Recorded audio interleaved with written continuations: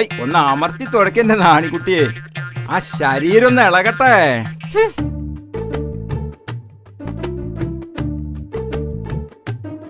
നാണിയോട് ഞാൻ പറഞ്ഞിട്ടുണ്ട്, പൂമൂത്ത ആണുങ്ങൾ ഇരിക്കുമ്പോ അവിടെ കയറി തുടക്കരുതെന്ന്. അങ്ങനെ നോക്കി ഇവിടെ അടിയും തുടങ്ങി നടക്കില്ല.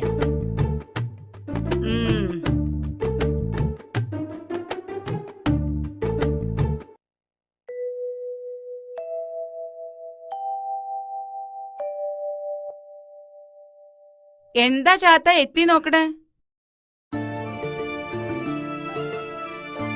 ഇങ്ങോട്ട് കേറി വരൂ.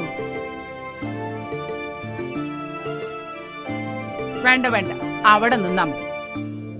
കോരഞ്ചക്കം പനിച്ചിറക്ക. പാടത്ത് അടിയം പണിതോളാം. ഒവ്വേ 19 വയസ്സായ ആളാ, പണിയാൻ വന്നിരിക്കണു. വയസ്സൊന്നും തമ്പ്രാട്ടി നോക്കണ്ട, ആടിയനൊരു കുഴപ്പമില്ല. എന്നാ പാടത്തേക്ക് ചെല്ലുക. എന്താ അങ്ങനെ കടന്ന് പരുങ്ങണത്? കോരഞ്ചക്കനെ വൈദ്യരെടുത്ത് കാണിക്കണമെന്നാ എല്ലാരും പറയണത്. തീരെ വൈ. ഇതിനൊക്കെ ചുക്കും കുരുമുളക് ഇട്ട് കഷായം വെച്ച് തിളപ്പിച്ച് കുടിക്കല്ലാതെ വൈദ്യരെ കാണിക്ക. അതൊക്കെ ചെയ്തു, എന്നിട്ടും ഭേദമില്ല. കുറച്ച് കായ് ഇട്ടിരുന്നെങ്കിൽ. ഇവിടെ അങ്ങനെ പണം പെട്ടിയിലാക്കി അടച്ചു വെച്ചിരിക്കുന്ന പൊതുവേ ധാരണ. ചലക്കേണ്ട, നടക്കട പണിക്ക്. മാറി നിക്ക അങ്ങട്. പ്രസിഡന്റേ വരിക. പ്രസിഡന്റ് വരിക, ഇരിക്കുക.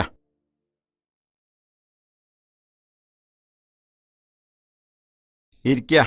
ഇത്തിരി സംഭാരം എടുത്തോളൂ.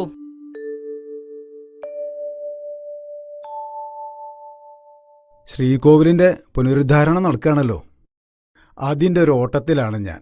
ഇവിടുന്ന് ഒരു സംഭാവന കിട്ടുമെന്ന് പറഞ്ഞിരുന്നു. അതിനെന്താ, ഇല്ലെന്ന് എത്ര വേണ്ട അതങ്ങോട്ട് പറഞ്ഞാ മതി. 1000 ഉറുപ്പിക എടുത്ത് കൊടുക്കുക. അത് മതിയാവോ പ്രസിഡന്റ്? ഭഗവാന്റെ കാര്യത്തിൽ പണം എത്രയായാലും അത് വാരിക്കോരി തരുമെന്ന് എനിക്കറിയാലോ. ഉപ്പ് കൂടിയോന്നാവോ? എന്നാ ഒരു 2000 ഉറുപ്പിക എടുത്ത് കൊടുക്കുക. ആയിക്കോട്ടെ.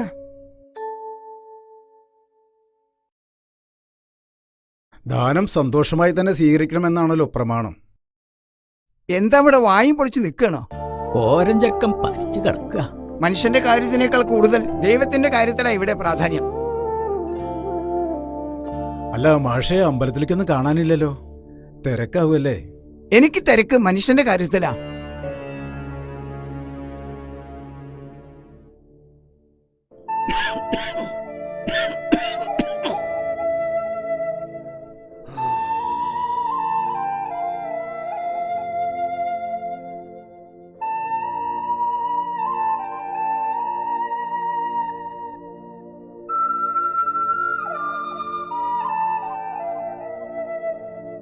ദേവരെ, തീ പോലെ പൊള്ള പനിയാണല്ലോ, എന്നിട്ടാ പണിക്ക് പോണത്?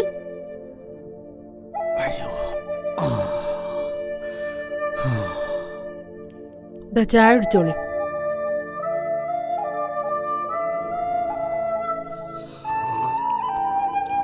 സാരല്ല, പണിക്ക് പോയില്ലെങ്കിൽ പാടത്തെ പണി അവിടെ കിടക്കും. പണി വയ്യാത്തപ്പനല്ലടി പണിക്ക് പോണ്. ഇജ്ജ് മിണ്ടാതെ ഒരു ഭാഗത്ത് അവിടെ കടന്നോ. ഇക്കിപ്പോ 80 ആയിട്ടുള്ളൂ. ഇളിക്കൊന്നും വേണ്ട. എന്നോട് കൈക്കോട്ട് പണിയിൽ മുട്ടപ്പാടെ ഒരു ചേർമനായിട്ടില്ലടി. ആ ഇതാ പെരട പിന്നിൽ കൊണ്ടച്ചാ. ആ ഇജ്ജ് പയങ്കഞ്ഞി ഉണ്ടെങ്കിൽ എടുത്തേക്കടി.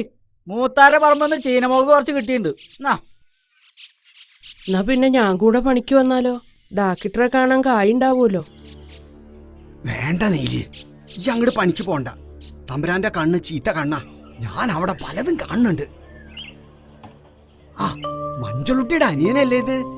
എന്താപ്പോ മൂത്താരുട്ടി ഈ വഴിക്കൊക്കെ ആവോ? അമ്മാവ എന്നെ അങ്ങനെ വിളിക്കല്ലേ, എനിക്കൊരു പേരുണ്ട്, രാമൻകുട്ടി. ഇത് മാഷ് തന്നയച്ചതാ. നമുക്ക് എത്രയും പെട്ടെന്ന് കോരൻ ചേട്ടനെ ആസ്പത്രിയിൽ എത്തിക്കണം.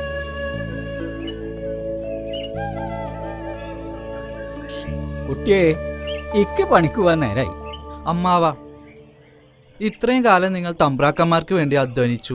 ഇനി കുറച്ച് വിശ്രമിക്കാം. കർഷക പെൻഷൻ പാസ്സായി വരൂത്രേ. എല്ലാം മാഷ് പറഞ്ഞയച്ചതാ.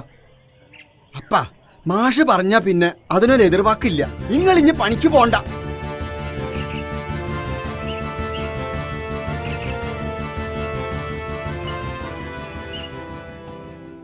സഖാക്കളെ, ഞാൻ ദിവാകരൻ. മാഷ് എന്നെ ഏൽപ്പിച്ചിരിക്കുകയാണ് എല്ലാ കാര്യങ്ങളും. പാർട്ടിയുടെ തീരുമാനപ്രകാരമാണ് ഞാനിവിടെ എത്തിയിരിക്കുന്നത്. ഇനി നിങ്ങളുടെ എല്ലാ പ്രവർത്തനങ്ങൾക്കും ഞാൻ നിങ്ങളുടെ കൂടെ ഉണ്ടാവും. കോളനിയിൽ ഒരാഴ്ചയായി പട്ടിണിയിലാ പലരും. കൂലി പോരാന്ന് പറഞ്ഞപ്പോ പണി നിർത്തിക്കൊള്ളാനാ തമ്പുരാൻ പറഞ്ഞത്. ഇങ്ങനെ പോയാൽ നമ്മൾ വിളിച്ച പലരും വരാണ്ടാവും. കുറഞ്ഞ കൂലിക്ക് പണിയെടുക്കാൻ കോളനി ആൾക്കാരുണ്ട്. പഠിച്ചത് മതി, അച്ഛൻ പണിക്ക് പോയി തുടങ്ങാനാ പറഞ്ഞത്. അച്ഛൻ വയ്യാണ്ട കടപ്പില. ബാലകൃഷ്ണ, പഠിക്കണ കാലത്ത് പഠിക്കണം. നിനക്ക് എന്ത് സഹായത്തിനും ഞങ്ങളുണ്ടാ കൂടെ. അതെ, കാര്യങ്ങളെല്ലാം മാഷ് എന്നോട് പറഞ്ഞിട്ടുണ്ട്. പണിയെടുത്ത അധ്വാനത്തിന് ന്യായമായ കൂലി നമുക്ക് വേണം. പിന്നെ കോളനിയിലെ എല്ലാ കുട്ടികളും സ്കൂളിൽ പോകണം. ഇവരുമായി കൂട്ടുകൂട്ടരെന്ന വീട്ടിൽ നിന്ന് പറയാറില്ലേ? കോളനിയിൽ നിന്ന് പലരും രഹസ്യമായി വീട്ടിൽ നിന്ന് പോവാറുണ്ട്. ഇത് ഗോപി. ചുരുക്കി പറഞ്ഞ നമ്മുടെ എതിരാളി കാര്യസ്ഥന്റെ മോനാ. ഇപ്പം നമ്മുടെ കൂടെ. നല്ലത്. നല്ലതിനെ തിരിച്ചറിയാനുള്ള വിവേകബുദ്ധിയുള്ള നിന്നെപ്പോലുള്ള കുട്ടികളാണ് ഇനിയും നമുക്ക് വേണ്ടത്. അടുത്ത ദിവസം ഞാൻ കോളനിയിൽ വരുന്നുണ്ട്. അന്ന് എല്ലാവരെയും കാണാം. കുട്ടിക്ക് പേടിയാണെങ്കിൽ നീലി പറഞ്ഞോളാം. അതൊന്നും വേണ്ട, മാഷ് സമ്മതിക്കില്ല. ഞങ്ങൾ തമ്മിൽ വയസ്സിന്റെ കാര്യത്തിൽ ഒരുപാട് ഡിഫറൻസ് ഉണ്ട്. അതെന്താ? നീൽ ചേച്ചി എന്നെക്കാൾ ഒരുപാട് പ്രായം കൂടുതലാണ്. മാഷ്ക്ക് കുട്ടിയെ ഇഷ്ടാണെന്ന് എന്റെ ഭർത്താവിനോട് പറയണത് ഞാൻ കേട്ടിരിക്കണ്. അങ്ങനെയാണെങ്കിൽ എനിക്കൊരാഗ്രഹം കൂടി ഉണ്ട്. എന്താ? ഏതെങ്കിലും ഒരു ഭഗവതിയുടെ മുന്നിൽ വെച്ചായിരിക്കണം എന്റെ കഴുത്തിൽ മാലയിടുന്നത്. അത് നടന്നു തന്നെ. ഞങ്ങളുടെ പാർട്ടിയും കൊടിയായിട്ട് നടക്കണ ആളാ ദൈവത്തിന്റെ മുന്നിലേക്ക് വരുന്നേ. അമ്പലം എന്താ ദൈവം എന്താന്ന് അറിയാത്ത ആളോടാ. വേണ്ട, എന്നാ പിന്നെ എനിക്കും വാശിയാ.